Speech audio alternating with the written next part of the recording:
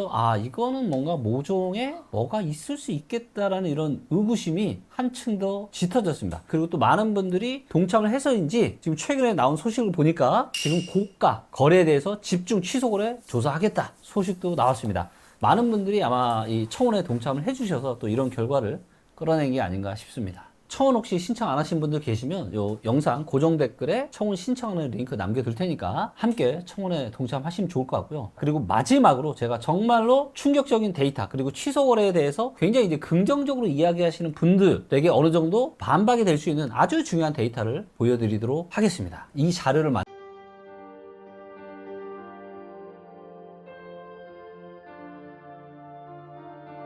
지난 2월 12일 오세훈 서울시장의 갑작스러운 토지거래 허가구역 토허제 해제와 3월 24일 확대 재지정을 기폭제로 서울 아파트 시장의 투기적 과열 양상이 격화되었고 시장 교란 행위도 빈번히 발생했습니다. 한국은행의 통계에 따르면 부동산이 가계 순자산의 73.7%를 차지한다고 합니다. 좁은 국토와 한정된 토지에서 남들이 들어가 살아야 할 주거 공간에 투기를 하고 막대한 불로소득을 올리고 자랑까지 하는 시대는 하루빨리 종식되어야 합니다. 부동산 시장의 투기와 주택 가격의 비정상적인 상승은 국민들의 주거 불안과 청년들의 근로의욕 저하, 사상 최악의 저출산 등 사회적 문제로까지 이어지고 있기 때문입니다. 저는 올해 3월 이후 국토부 실거래가 공개 시스템에서 비정상적인 계약 해제 건수가 폭증하는 것을 목격하였습니다. 아파트 시장을 폭등시키는 것은 일상적인 100건의 계약이 아닌 신고가 한 건에 의할 때가 많기 때문에 투기 세력들은 쉽게 이러한 유혹에 빠집니다. 과거에도 신고가 허위 등록 후 후속 계약이 등록되면 슬그머니 이를 해제하는 등의 사례가 종종 언론에 보도되기도 하였습니다. 이는 해당 아파트의 실거래가를 조작함으로써 시세를 올리려는 부정한 작전에 해당합니다. 그러나 이를 감시해야 할 국가기관의 조치는 어디에서도 찾아볼 수 없었고 그 실태조차 파악도 못하고 있는 것으로 보입니다. 이에 최근에 비정상적인 실거래가 대량 계약 해제 사태를 통계적으로 집계하여 과거와 비교하며 그 실태를 먼저 알리고자 합니다. 본 청원의 취지는 국토부 실거래가 공개 시스템의 신고가 허위 계약 등록 후 후속 계약 등록 시 이를 해제하거나 계약과 해제를 반복하는 자전거래 등 책임있는 국가기관의 아파트 실거래가 조작 여부 실태 조사를 촉구하기 위함입니다.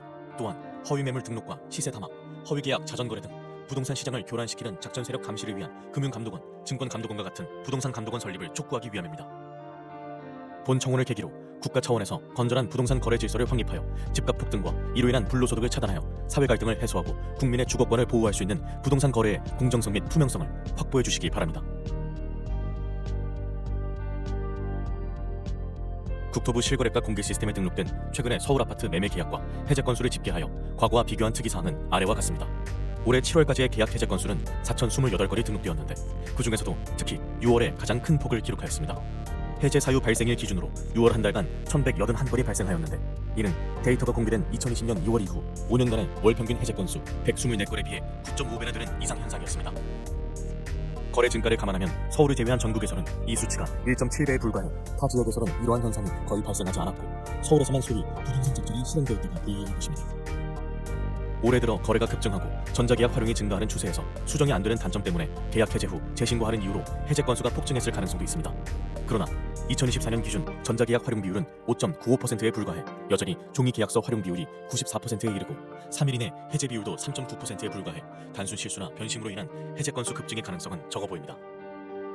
특히 서울 25개 구 중에서도 한강 벨트로 일컬어지는 지역에서 계약이 집중적으로 대량 해제되었는데 성동구는 6월에만 108건이 해제되며 지난 5년간의 월 평균 5.3건에 비해 20.5배에 이르렀으며 강동구도 99건이 발생해 19.2배에 달했습니다.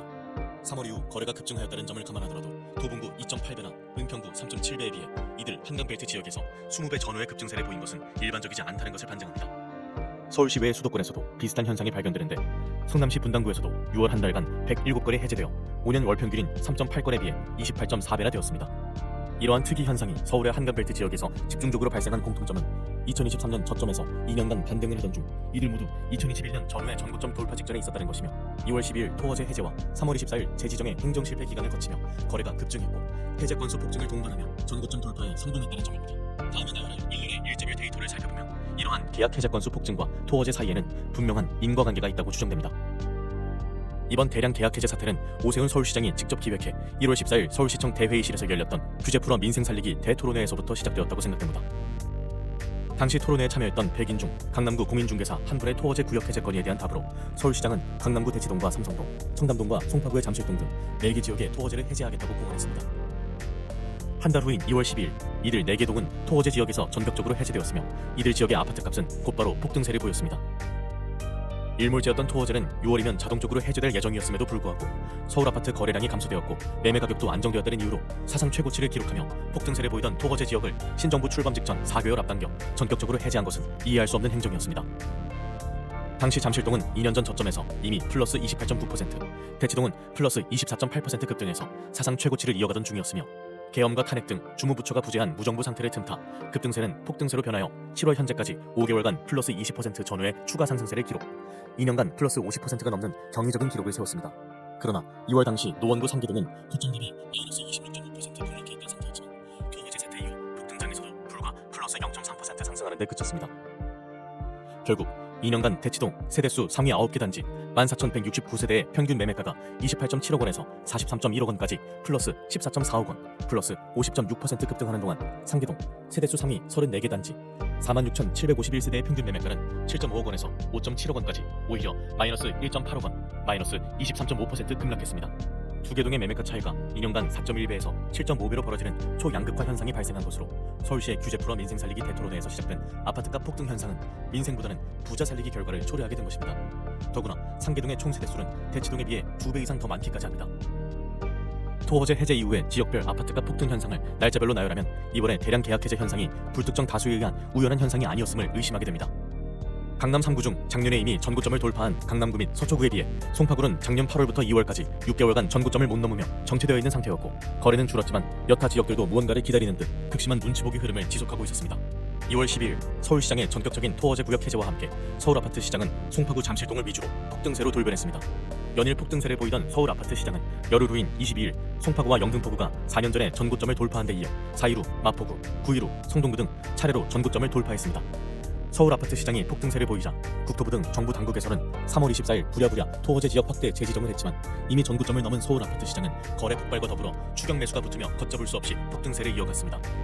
4월과 5월에도 광진구와 강동구 등 한강벨트 나머지 지역뿐만 아니라 성남시 분당구도 속속 전고점을 돌파하는 등 이러한 폭등세는 주변 지역으로 확산세를 보였습니다. 이에 따라 6월 4주차 부동산원 주간 매매 동향에서는 주간 상승률이 성동구 플러스 0.99%, 마포구 플러스 0.98% 등 연율 플러스 50%라는 사상 최고 상승률을 기록하였고 결국 신정부는 출범 이후 처음으로 대출 총량 관리 강화라는 6.27 대책을 발표하기에 이르렀습니다. 이러한 폭등세 속에서 과거에는 전혀 볼 수 없었던 특이한 거래 현상이 목격되었는데 계약 해제 건수가 급증을 했다는 것입니다. 성동구를 예로 들면 3월부터 급증세를 보였는데 특이한 점은 1월부터 6개월간 해제 사유 발생 건수가 규칙적으로 점증했다는 것입니다. 즉 5년 월 평균 5.3건에 그치던 해제 건수가 12월 4건, 1월 9건, 2월 14건, 3월 29건, 4월 55건, 5월 71건, 6월 108건으로 성동구 아파트 지수 급등을 따라 해제 건수도 급증을 한 것입니다. 강동구와 마포구, 성남시 분당구 등 주요 지역에서도 이러한 현상이 발견되었는데 서울 아파트 전체 해제 건수에서도 12월 91건, 1월 157건, 2월 200건, 3월 369건, 4월 428건, 5월 608건, 6월 1181건 등의 규칙적인 흐름은 동일했습니다. 즉 이들 지역에서는 공통적으로 아파트 가격의 급등 추세를 따라 계약 해제 건수도 동반 급증을 한 것으로 이 중에는 신고가 취소분이 상당수 포함되어 있을 가능성이 큽니다. 계약 해제 건수가 집중된 한강벨트 지역에서는 시가총액 또는 세대수 상위 아파트에서 이러한 현상이 집중되었는데 6년간 발생한 총 해제 건수와 올해 6개월간의 해제 건수를 비교해보면 최근에 단기간에 얼마나 많이 집중 발생했음을 알 수 있습니다. 성동구 센트라스 아파트는 6년간에 63건에 비해 6개월 만에 38건이 발생해 그 비중이 60%가 넘었으며 텐지힐 1단지도 58%가 넘었습니다. 강동구의 아르테온 아파트도 55%가 넘었으며 성남시 분당구도 58%가 넘었습니다. 특히 양천구의 목동 신시가지 7단지의 경우에는 6년간 발생한 총 해제 건수 17건 중 올해 6개월에만 12건이 집중적으로 발생했는데 이 기간 전용 53제곱미터 실거래가는 15.7억 원에서 23억 원으로 플러스 7.3억 원 폭등, 불과 4개월 만에 플러스 46.5%를 기록했으며 전용 66제곱미터 실거래가도 19.5억 원에서 27.5억 원으로 플러스 8억 원이 폭등, 플러스 41%를 기록했습니다. 마포구의 마포 레미안 푸르지오 아파트도 6년간 총 42건의 계약 해제 건 중 올해 6개월에만 20건의 해제 건수가 발생하였는데 전용 53제곱미터의 경우 15.9억 원에서 20.5억 원으로 플러스 4.6억 원 급등, 불과 4개월 만에 플러스 28.9%의 상승률을 기록했으며 전용 84제곱미터의 경우에도 18.0억 원에서 24.5억 원까지 플러스 6.5억 원 상승, 플러스 36.1%를 기록했습니다. 이 중에는 상당수가 단순한 실수나 착오, 변심 등으로 인한 계약 해제 건이 있을 수 있으나 거래 폭증과 함께 신고가를 포함한 이러한 대량 계약 해제 건수가 전고점을 넘기며 추격 매수를 유발하기에는 딱 좋은 현상이었습니다. 문제는 이러한 대량 계약 해제 건수가 시장 참여자들에게 착시를 불러일으킬 뿐만 아니라 국가기관의 공식적인 총 거래 건수에도 포함된다는 것입니다. 실제로 서울시 부동산 정보광장 홈페이지에는 해제 건수가 포함된 거래 건수가 노출이 되고 있으며 언론에서는 이를 여과 없이 보도합니다. 즉, 지난 6월의 총 거래 건수에는 이미 해제된 1천여 건의 계약도 포함이 되어 있습니다. 한편 올해 7월까지 서울 아파트 실제 계약 건수는 44,285건이고 해제 건수는 4,028건으로 총 해제 금액은 5조 2,500억 원입니다. 올해 해제된 계약 건수가 모두 정상이었다고 가정하면 이 금액만큼의 계약금 손익이 발생한 것이며 이 중 20%만 계약금을 포기했다고 가정해도 그 금액은 1조 원이 넘습니다. 그러나 7개월간 4,000건이 넘는 해제 건수 중 얼마나 실제 계약서를 썼는지 계약금은 주고받았는지 알 수가 없습니다. 누군가 나쁜 의도를 가지고 하루에 10번씩 계약과 취소하는 행위를 반복하더라도 막을 수가 없으며 계약금 이체 없이 없었던 일로 삼아도 알아낼 수가 없습니다. 또한 실제 계약 건수와 해제 건수 중에는 특이한 차이점을 발견할 수 있는데 이번 폭등장에서 발생한 계약 해제 건수 중 주요 지역일수록 해제 금액이 실제 계약 금액보다 훨씬 더 고가라는 점입니다. 예를 들어 강남구의 올해 225건의 계약 해제 금액 평균가는 31.1억 원으로 2,517건의 실제 계약 금액 평균가 28.7억 원에 비해 2.4억 원이나 고가였습니다. 서울 아파트 4,028건의 해제 금액 차이는 142만 원으로 그 차이가 0.1%에 불과한 반면 강남구의 경우에는 무려 8.2%에 이르고 서초구와 영등포구, 양천구도 7% 이상의 큰 차이를 보였습니다. 이러한 사례로 유추해보면 대량 계약 해제 건수 중에는 신고가 취소가 상당수 포함되었음을 예상할 수 있습니다. 지금까지 올해 3월 이후 국토부 실거래가 공개 시스템에서 발생한 대량 계약 해제 사례를 집계하였으며 매매가 변동과의 상관관계를 제 나름대로 분석하였습니다. 이를 바탕으로 수많은 계약 해제 건수 중에는 신고가 허위 계약 등록 후 후속 계약 등록 시 이를 해제하거나 계약과 해제를 반복하는 자전거래로 의심될 만한 정황을 발견하였습니다. 그러나 관계 당국이 아닌 일반 시민에게는 보다 상세한 자료에 접근에 한계가 있고 위와 같은 개인 한 명의 분석만으로 실제 문제가 있다는 것을 단정짓기는 어렵습니다. 이에 저는 국가기관에 이와 같은 정황을 하는 바입니다.